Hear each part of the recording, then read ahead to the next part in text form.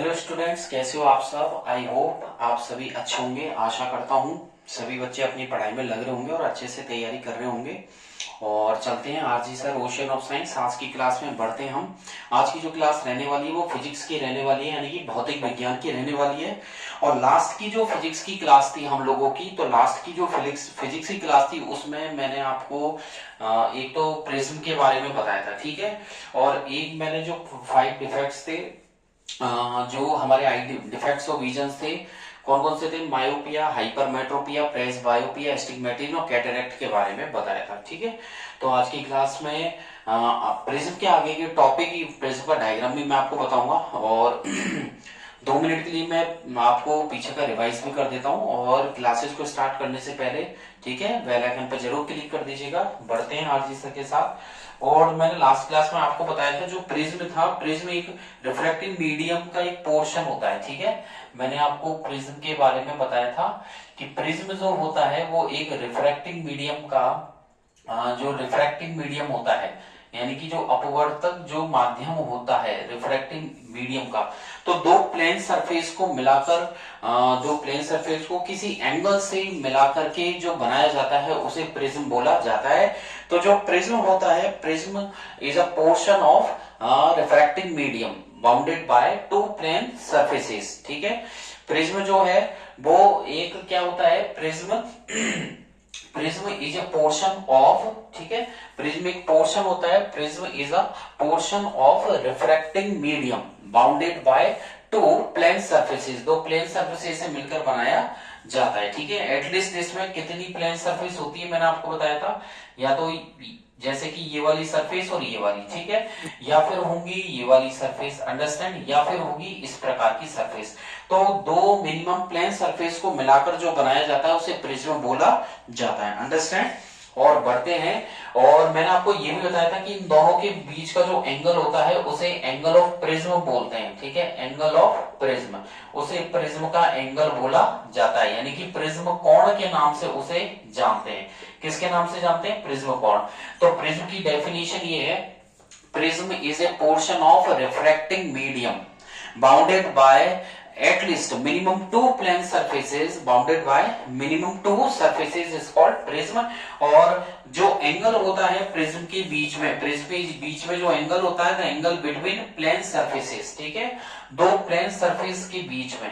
तो angle between किसके बीच में? प्लेन सरफेसेस, दो प्लेन सरफेसेस के बीच का जो एंगल होता है उसे एंगल ऑफ प्रिज्म के नाम से, एंगल ऑफ प्रिज्म, यानी कि जिसे प्रिज्म कोण के नाम से जाना जाता है। ये मैंने आपको प्रिज्म कोण ये बता दिया है। और आगे की तरफ चलते हैं, प्रिज्म का जो हम डायग्राम है तो बढ़ते हैं और कंटिन्यू करते हैं। मैं यहाँ पर डालने वाला हूँ प्रिज्म डायग्राम, ठीक है। तो जो डायग्राम रहेगा वो आपके किस तरीके से रहेगा, जो प्रिज्म का जो डायग्राम रहने वाला है प्रिज्म का, तो यहाँ पर दो मिनिमम कितनी सरफेस बनाएंगे, प्लेन सरफेस दो मिनिमम रहेंगी। तो यहाँ पर हेडिंग डाल देते हैं डायग्राम, ठीक है। मैंने यहाँ लिख दिया है डायग्राम ऑफ प्रिज्म, हेडिंग मैंने डाल दिया है डायग्राम ऑफ प्रिज्म। तो देख लीजिएगा मिनिमम दो आपको यहाँ पर प्लेन सरफेस बनानी है, ठीक है। मैं यहाँ पर देख लीजिएगा, आप क्लियर आपको दिख रहा होगा, आप भी मेरे साथ बनाते जाइए, ठीक है, इस तरीके से दिख रहा है आपको क्लियर। तो देख लीजिएगा यहाँ पर आपको क्लियर नजर आएगा, अंडरस्टैंड। एक सेकंड, ठीक है, यहाँ पर थोड़ा सा इसमें अगेन एक बार और ट्राई करते हैं, ड्रॉ करेंगे। आपको पेंसिल शार्प रखनी है, स्केल का यूज लेना है, ठीक है। तो इस तरीके से आपको बनानी है, अंडरस्टैंड। तो ये आपके प्रिज्म का डायग्राम रहेगा, ठीक है। और यहाँ पर बिल्कुल दो प्लेन सरफेस को आप इस तरीके से बनाओगे और इस वाली प्लेन सरफेस को हम बिल्कुल सीधी लेंगे और इसको इससे मिला देंगे, ठीक है। देख लीजिएगा यहाँ पर आपको नजर आ रहा होगा, यहाँ पर, ठीक है, यहाँ दो प्लेन सरफेस को आपस में मिला दिया है और इसका नाम हम लिखेंगे ए और इसका नाम हम यहाँ पर लिखेंगे बी, देन इसका नाम हो जाएगा सी। तो यहाँ पर मिला दिया है तो ये बन गया है ए बी सी, अंडरस्टैंड। अब क्या करने वाले हम लोग, अब जो अंदर की तरफ है, ठीक है, आपको क्या करना है, फिर यहां से इस तरीके से आपको यहां से ऐसे डॉट डॉट करके बनाना है, ठीक है। यहां से आप डॉट डॉट करके बना लेंगे तो ए से यहां पर आपको बना देना है और इसको यहां से, यानी कि ए से तो आपने यहां खींच दिया है और यहां से आपको इससे मिला देना है, ठीक है। यहां से आप लोग इसको ऐसे मिला देंगे, ठीक है। तो यहां पर ये इस तरीके से हो जाएगा, अंडरस्टैंड। तो यहां पर देख लीजिएगा, यहां पर आपको इस तरीके से मिलाना है, अंडरस्टैंड। मिला दोगे, मिला देने के बाद जैसे कि आपने यहां से बनाया है इसी प्रकार, एक सेकंड इसको थोड़ा सा दोबारा से मैं आपको बताता हूं। आपको क्या करना है, इस तरीके से यहां से बनाना है, ठीक है। आप बना लोगे, देन इसको आगे की तरफ इस प्रकार बढ़ा दीजिए, ठीक है। ये बढ़ा देंगे, इसको और आगे ले जाइए, इस प्रकार स्केल की हेल्प से इसको ले जाइए, और जितना आपने ये रखा है इतना ही आप लोग इसको रखेंगे, ठीक है। ये यहाँ पर हम लोग इसको रख देंगे।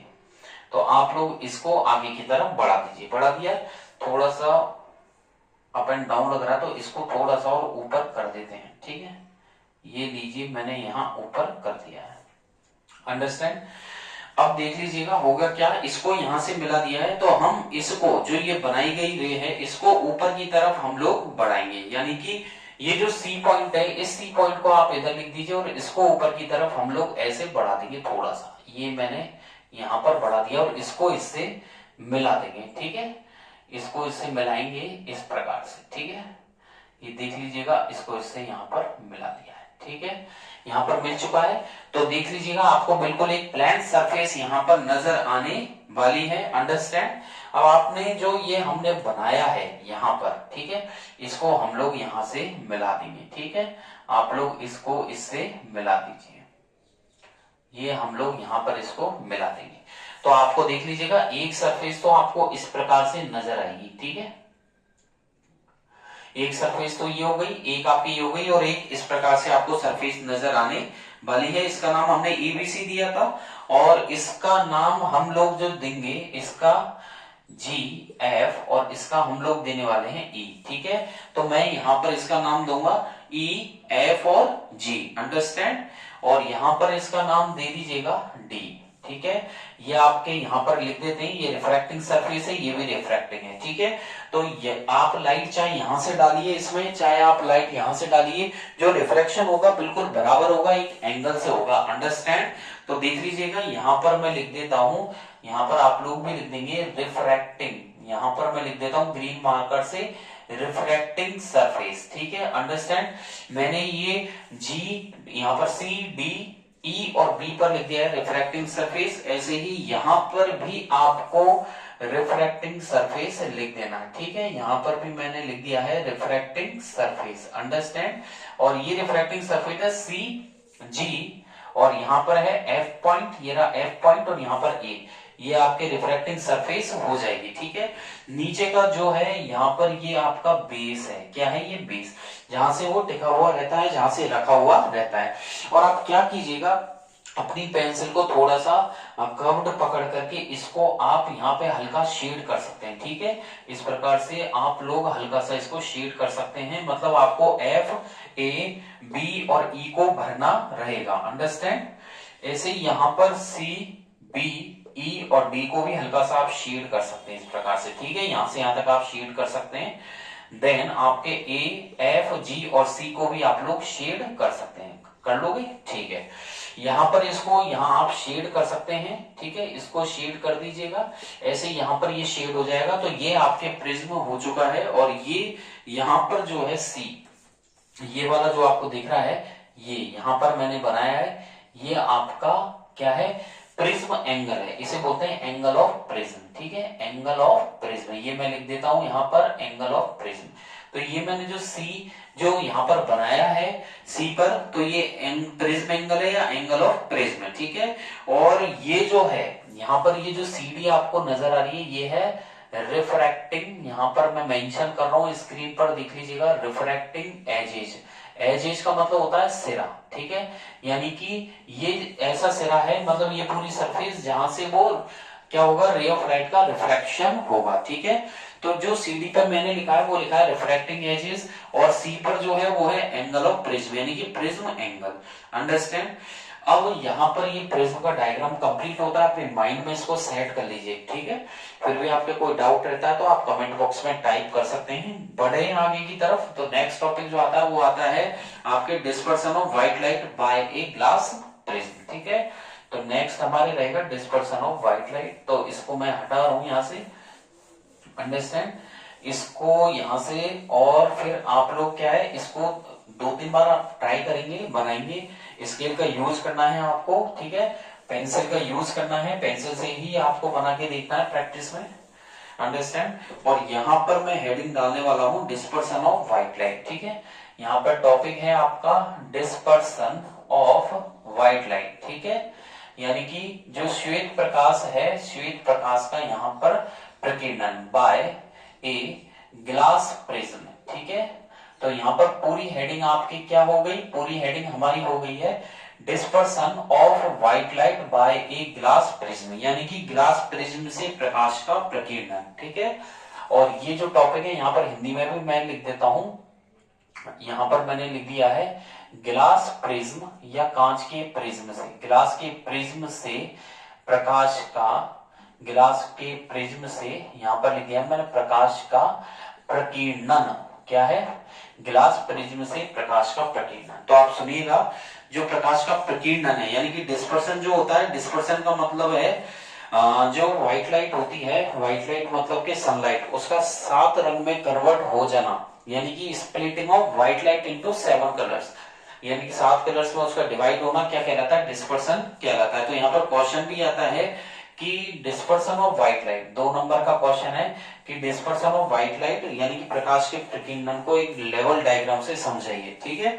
तो यहाँ पर 2 नंबर का यहाँ पर प्रश्न बनता है ये कि डिस्पर्सन ऑफ व्हाइट लाइट, श्वेत प्रकाश का प्रकीर्णन, ये प्रकाश का प्रकीर्णन क्या होता है। तो यहाँ पर मैं आपको ये लिखवाना चाहूंगा द फिनोमिनॉन ऑफ स्प्लिटिंग, यहाँ पर आप नोट करिएगा इन्वर्टेड कॉमा लगा के, द फिनोमिनॉन, फिनोमिनॉन का मतलब घटना, द फिनोमिनॉन ऑफ स्प्लिटिंग,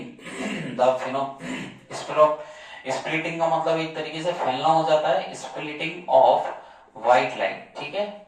तो मैंने यहां पर लिखा है the phenomenon of splitting white light into 7 colours, ठीक है, व्हाइट लाइट और किस में, इनटू 7 कलर्स, ये 7 कलर्स में डिवाइड हो जाएगा, ठीक है। तो यानी कि प्रकाश का जो प्रकाश है श्वेत, वो 7 कलर्स में डिवाइड हो जाना, कब, when passing through a prism, when passing through a prism, जब ये प्रकाश किससे पास होता है, पासिंग थ्रू ए प्रिज्म।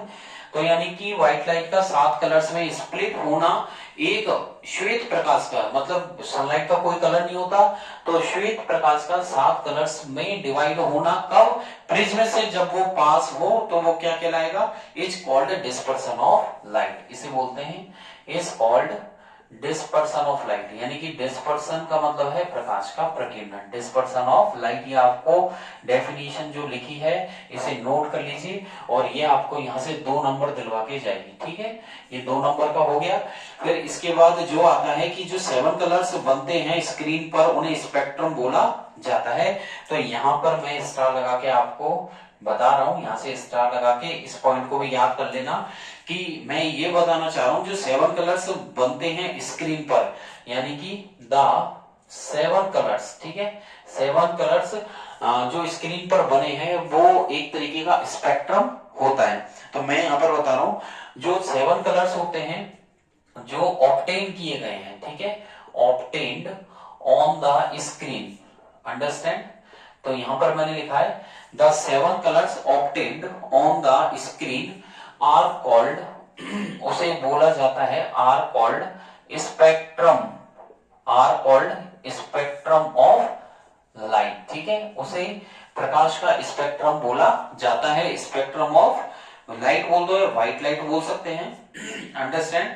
और ये जो 7 कलर्स है वो किस तरीके से रहेंगे, और आगे मैं इसमें मेंशन कर रहा हूं स्क्रीन पे, द 7 कलर्स आर, और जो 7 कलर्स रहेंगे आप देख लीजिएगा कौन कौन से रहेंगे, यहाँ रेड मार्कर से मैं लिख रहा हूं, इसे अच्छे से पढ़ लेना, विवग्योर, बी विवग्योर, तो VIBGYOR, कौन कौन से हैं, जो V है पहला ये वॉयलेट है यानी कि बैंगनी है, I का मतलब है इंडिगो यानी कि आसमानी है, और B का मतलब ब्लू है यानी कि नीला है, और G का मतलब ग्रीन है यानी कि हरा कलर हो गया, और जो Y है ये Y का मतलब येलो है यानी कि पीला कलर है, और O का मतलब ऑरेंज है यानी कि ये नारंगी कलर हो गया एक तरीके से, ठीक है। और रेड का मतलब हो गया, R का मतलब रेड यानी कि लाल कलर हो गया। तो विवग्योर इस सीरीज को आप लोग अच्छे से याद कर लेंगे, ठीक है ना। और ये जो होता है, मैं इसको आगे बता रहा हूं, ये जो कलर है विच स्टैंड्स फॉर, यानी कि इन कलरों को बोला गया है। सबसे पहले तो वायलेट, ठीक है ना, देख लीजिएगा, यहां पर मैं लिख रहा हूं वॉयलेट, ये मैंने लिख दिया वॉयलेट यानी कि आपका बैंगनी कलर हो गया। यहां पर मैंने लिख दिया है ब्रैकेट में बैंगनी, ठीक है। आई, आई का मतलब इंडिगो, ठीक है, यहां पर मैंने लिखा है इंडिगो, और इंडिगो का मतलब हो गया आसमानी, ठीक है, ये हो गया आसमानी।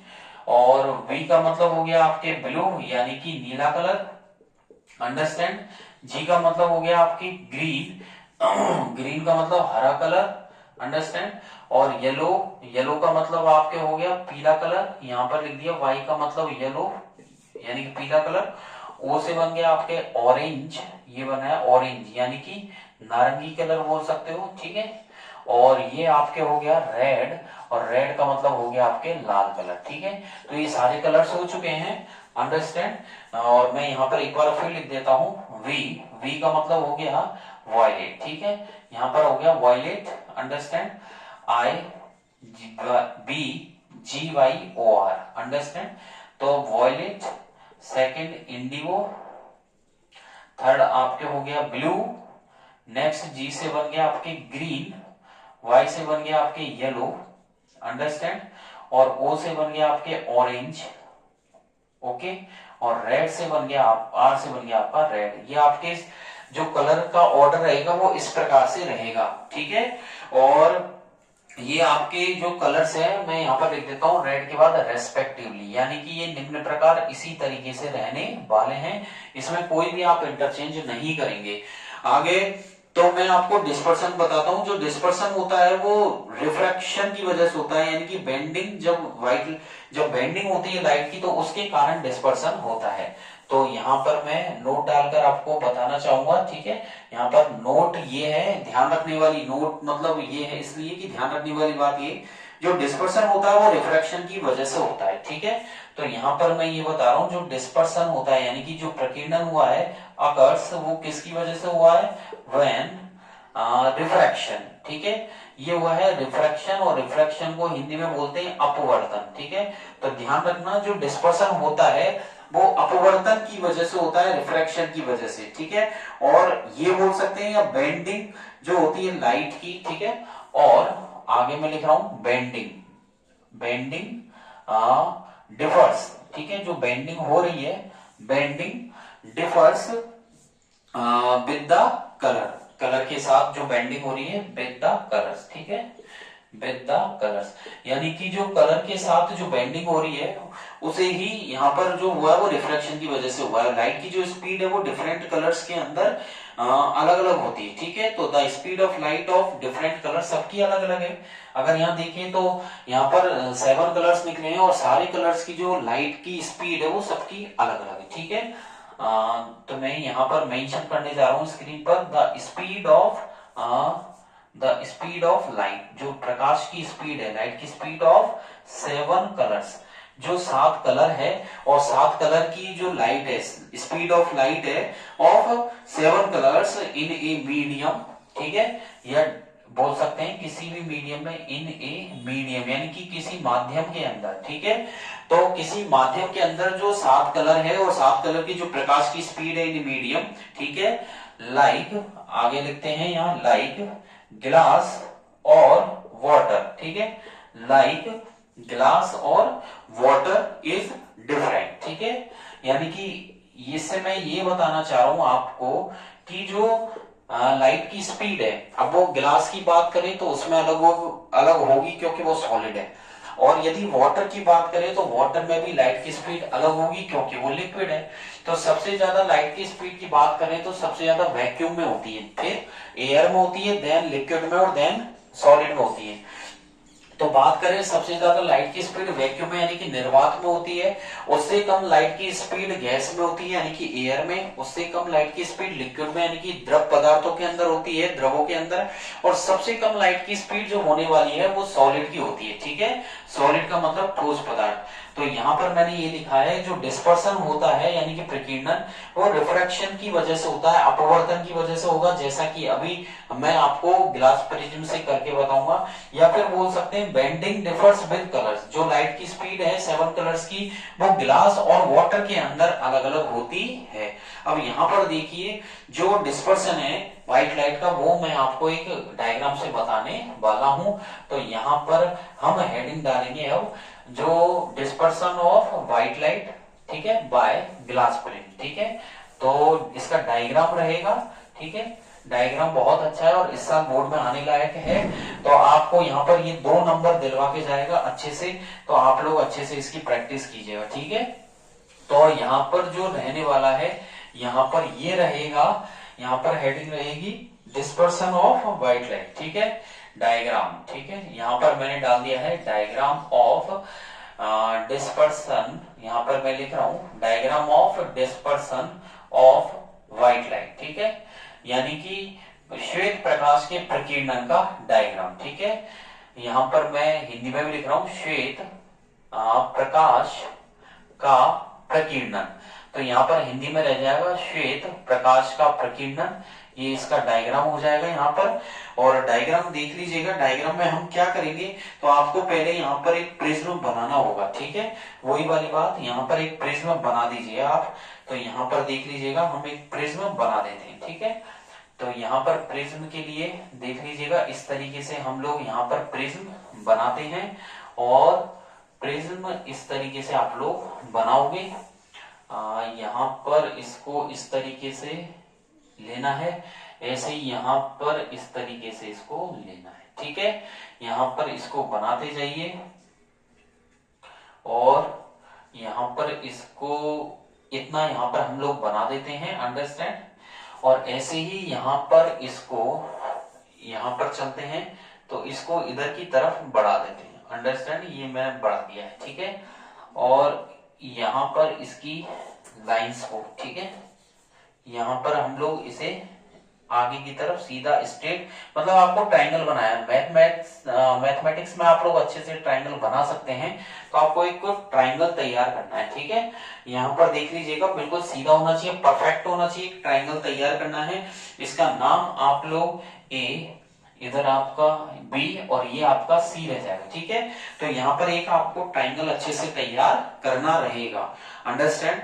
अब होगा क्या, ये आपके एंगल हो ही जाएगा। ठीक है, इसे प्रिज्म एंगल बोलेंगे, कोई सा भी मान लीजिए, इसे हम सी वाले पर प्रिज्म एंगल मान लेते हैं, एंगल ऑफ प्रिज्म। ठीक है, अब जो सनलाइट आएगी यहां से सनलाइट हम लोग ले लेते हैं इधर से। ठीक है, तो इधर से लेते हैं, यहां से अगर हम सनलाइट लेते हैं तो हमें यहां रखना रहेगा। ठीक है, तो देख लीजिएगा इस तरीके से आपको निकालनी रहेगी, और यहां से इस तरीके से हम लोग इसे आगे की तरफ ले लेते हैं। ठीक है, तो ये आपके रह जाएगा ऐसे। ठीक है, तो हम लोग यहाँ से सनलाइट अगर यहाँ से आती है तो देख लीजिएगा सनलाइट आ रही है, और बिल्कुल आपको सीधी यहाँ से निकालनी है, ये आपके सनलाइट आ गई। एरो का साइन आप लोग बना देना, ये मैंने एरो का साइन बना दिया है यहाँ पर। ठीक है, अंडरस्टैंड, एरो का साइन बना दिया है, और यहाँ पर लिख देंगे सनलाइट। ठीक है, या हमने यहाँ पर लिख दिया है सनलाइट, और नीचे मैं लिख रहा हूँ व्हाइट लाइट। ठीक है, यहाँ पर मैंने लिखा है व्हाइट लाइट बीम, अंडरस्टैंड। तो देख लीजिएगा ऊपर लिखा है मैंने सनलाइट और यहाँ पर लिखा है मैंने व्हाइट लाइट। ठीक है, ये हो जाएगा। फिर इसके बाद इसको आगे की तरफ बढ़ा देते हैं। ठीक है, ये हो जाएगा आगे की तरफ, इसको मैंने आगे की तरफ बढ़ा दिया है।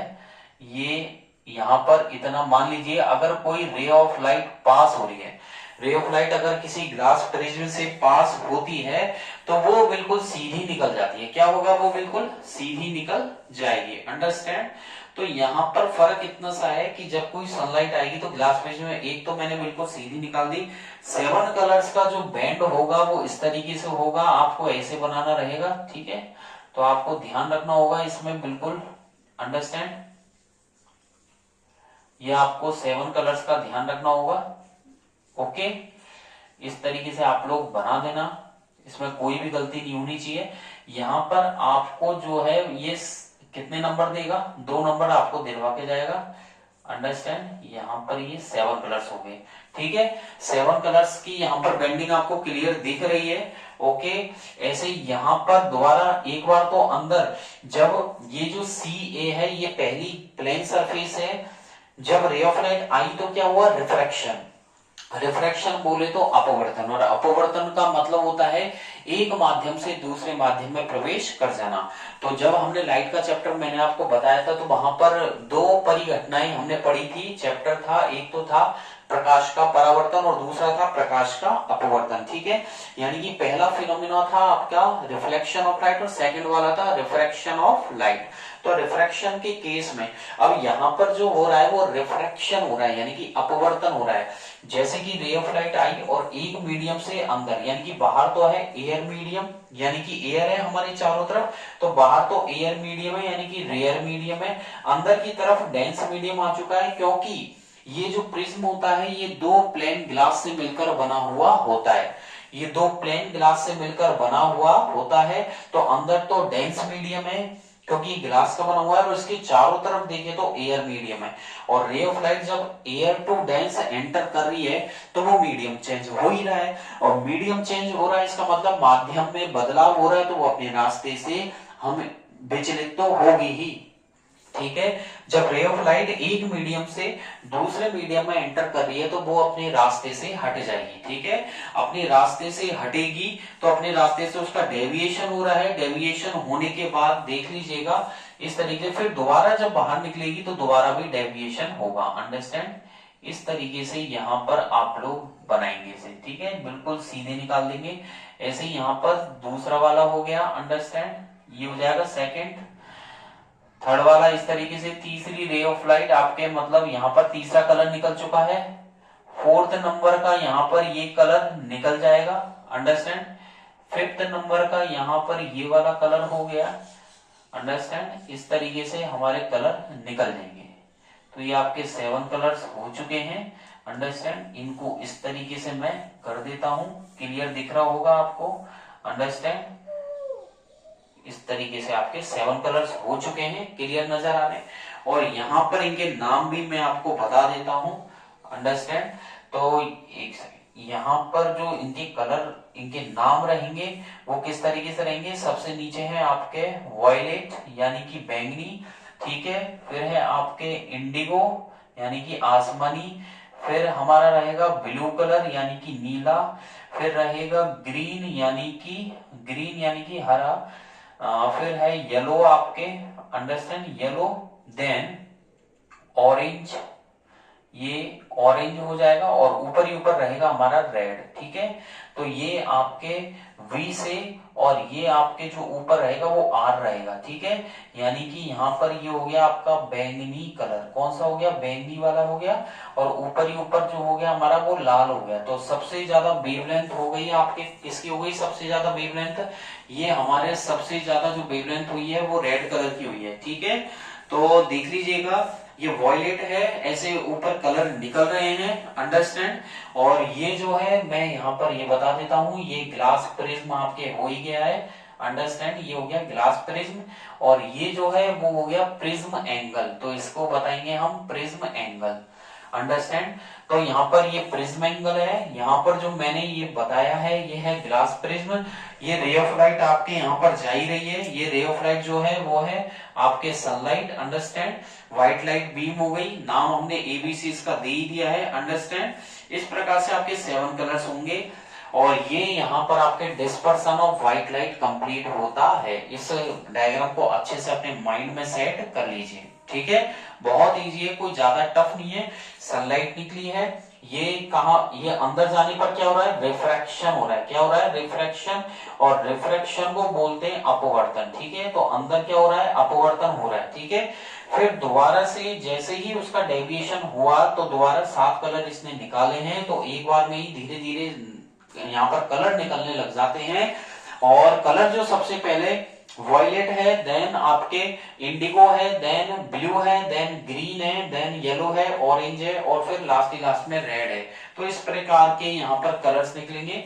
ओके, तो ये आपको अच्छे से याद कर लेना है, इसको माइंड में बिठा लेना। अगले टॉपिक की तरफ बढ़ते हैं, और अगला टॉपिक जो रहेगा वो स्कैटरिंग ऑफ लाइट का रहेगा। ठीक है, तो यहाँ पर ये डायग्राम हो ही चुका है, इसे मैं यहाँ से हटा रहा हूँ। ठीक है, नेक्स्ट जो टॉपिक रहेगा वो हमारा क्या रहेगा, स्कैटरिंग। ठीक है, लाइट की जो स्कैटरिंग होती है, यानी कि लाइट की स्कैटरिंग का मतलब है लाइट का बिखरना एक तरीके से प्रकाश का।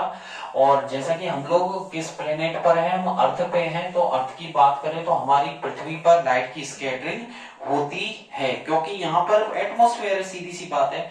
तो टॉपिक रहेगा आपका स्कैटरिंग ऑफ लाइट। ठीक है, स्कैटरिंग ऑफ लाइट यानी प्रकाश का यहाँ पर बिखरना हो गया एक तरीके से। ठीक है, तो जो स्कैटरिंग होती है ये भी एक ऐसा फिनोमिना है जिसमें लाइट जिस तरीके से चलती है, लाइट के प्रोपगेशन में चेंजेस के कारण होता है। ठीक है, और स्कैटरिंग जो है वो लाइट के प्रोपगेशन में चेंजेस के कारण होता है। तो इसमें मैं ये बताऊंगा आपको the phenomenon of change in the, ठीक है, नोट कीजिएगा, द फिनोमिनॉन। ठीक है, the phenomenon of change in the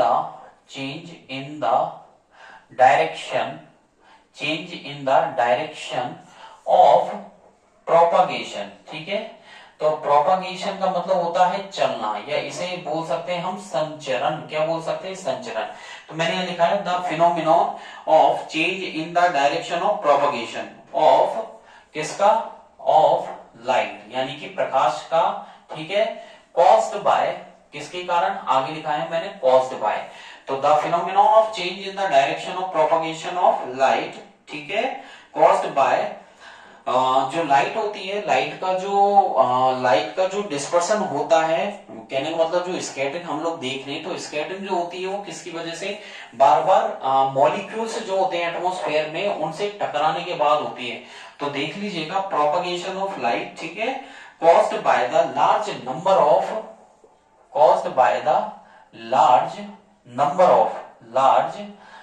of molecules, जो अणु होते हैं जो एटमॉस्फेयर के अंदर प्रेजेंट है, लार्ज नंबर ऑफ मॉलिक्यूल्स। ठीक है, और वो मॉलिक्यूल्स किस प्रकार के हो सकते हैं, जैसे कि हो सकता है सच एज स्मॉक, ठीक है, डस्ट पार्टिकल्स हो सकते हैं।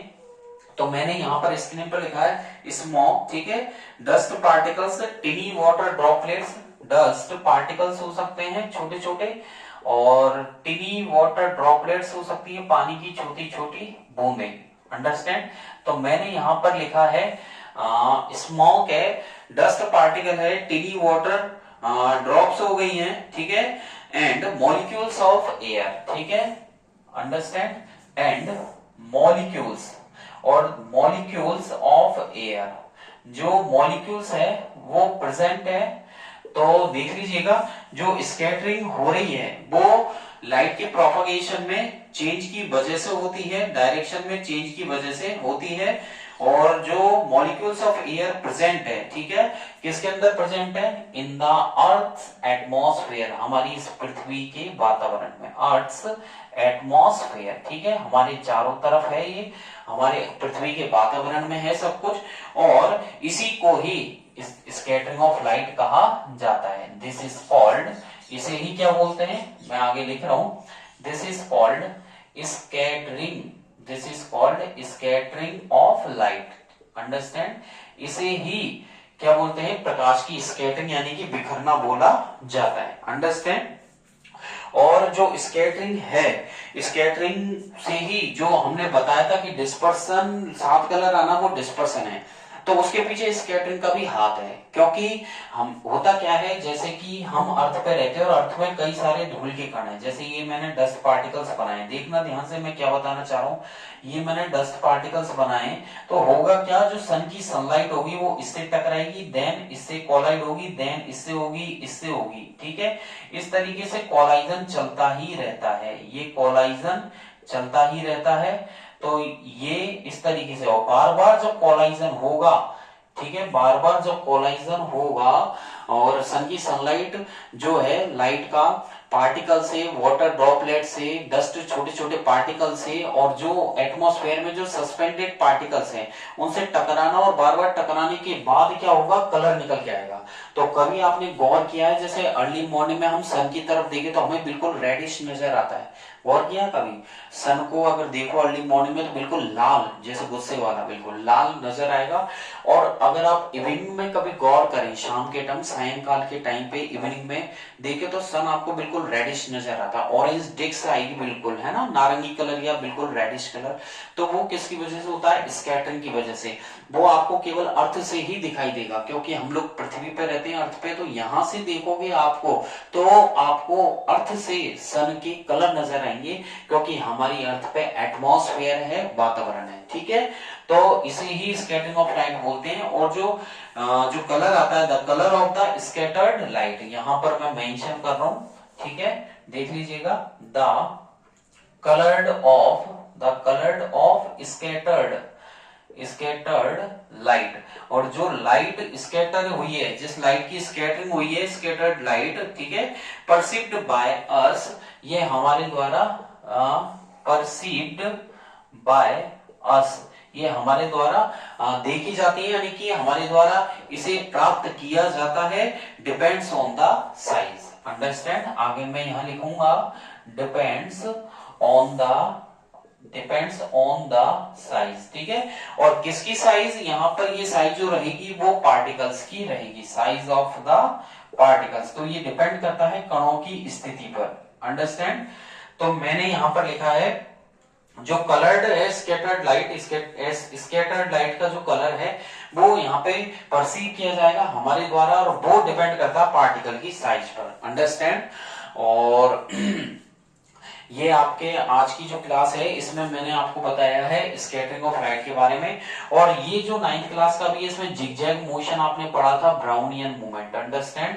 तो आपको 9th क्लास का जैसे ब्राउनियन मूवमेंट है, तो उसी के कारण यहाँ पर 7 कलर्स नजर आते हैं, तो ब्राउनियन मूवमेंट देख सकते हैं, या यहाँ पर स्कैटरिंग है, इसी के कारण 7 कलर्स आए हैं। और यहाँ से हम लोग देखेंगे सन की डिस्क का कलर, वो भी स्कैटरिंग की वजह से होता है।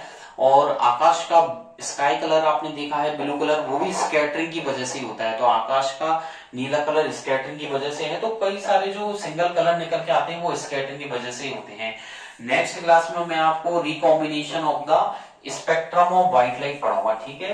तो हमारी नेक्स्ट क्लास का जो टॉपिक रहेगा वो रहेगा रिकॉम्बिनेशन, ठीक है, रिकॉम्बिनेशन ऑफ प्रिज्म। तो मैं आपको यहाँ रिकॉम्बिनेशन करके बताऊंगा प्रिज्म का, रिकॉम्बिनेशन ऑफ, ठीक है। और प्रिज्म का तो करेंगे तो इससे क्या होगा, स्पेक्ट्रम। तो हमारा टॉपिक रहेगा recombination of spectrum of white light, ठीक है। व्हाइट लाइट का जो स्पेक्ट्रम बनेगा उसका रिकॉम्बिनेशन करेंगे, और उसमें हम एक प्रिज्म को ऐसे लगाएंगे इरेक्ट, और दूसरे प्रिज्म को हम लोग इन्वर्टेड लगाएंगे। अंडरस्टैंड? तो ये मैं आपको नेक्स्ट क्लास में बताऊंगा, ठीक है। और फिर मैं आपको ये बताऊंगा, एक तो हो गया आपका रिकॉम्बिनेशन का टॉपिक, और दूसरा मैं आपको बताऊंगा रेनबो फॉर्मेशन। अंडरस्टैंड? तो ये भी हमारा रेनबो फॉर्मेशन भी नेक्स्ट क्लास का टॉपिक रहेगा। और आज की क्लास आपको अच्छी लगी हो, और इन क्लासेस से आपको सपोर्ट मिला हो, आपके नंबर गेन हुए हो, बहुत अच्छा आपको लगता हो, तो आगे की तरफ इसमें शेयर का ऑप्शन आपको दिख रहा होगा डिस्क्रिप्शन बॉक्स के पास में, लाइक के पास में आपको शेयर का ऑप्शन दिखता है, उस शेयर पे क्लिक करके अपने फ्रेंड्स को और अपने ग्रुप्स में जिसमें भी आप ऐड हैं तो उसमें भी शेयर कीजिएगा, ठीक है। और लाइक तो बनता ही है, और बेल आइकन पे जरूर क्लिक कर देना। इससे क्या होगा, जो मेरी लेटेस्ट वीडियोस हैं वो आपको बिना टाइम का वेट किए हुए आपके पास पहुंच जाएगी, ठीक है। और डिस्क्रिप्शन में मैंने टेलीग्राम की लिंक दी हुई है, RG sir ocean of science, उस पर क्लिक करके आप मेरे टेलीग्राम पेज को ज्वाइन कर सकते हैं। वहां से जो डिटेल में आप डेफिनेशंस यहाँ पर पढ़ रहे हैं ऑनलाइन क्लासेस में, वहां भी आप लोग आसानी से पढ़ सकते हैं। फिर भी you have any doubt so you can ask me at any time, so you comment and your queries, जो आपकी क्वेरीज रहती हैं and your doubts now be tapped by you in the tap box, ठीक है। आप comment box में वहां tap कर सकते हैं, ठीक है। और अल्टरनेट आपकी क्लास चलती रहेंगी। आज की क्लास आपके फिजिक्स की थी, तो नेक्स्ट आपके केमिस्ट्री की आएगी, और जल्दी जल्दी में वेट करिएगा carbon and its compound chapter के लिए। और आरजी सर लाएंगे कार्बन और उसके यौगिकों के बारे में बहुत अच्छी जानकारियां। तो बने रहिए, आज की क्लास में इतना ही। आपका दिन बहुत अच्छा हो और घर पे स्टडी करते रहिए। Thank you, bye bye.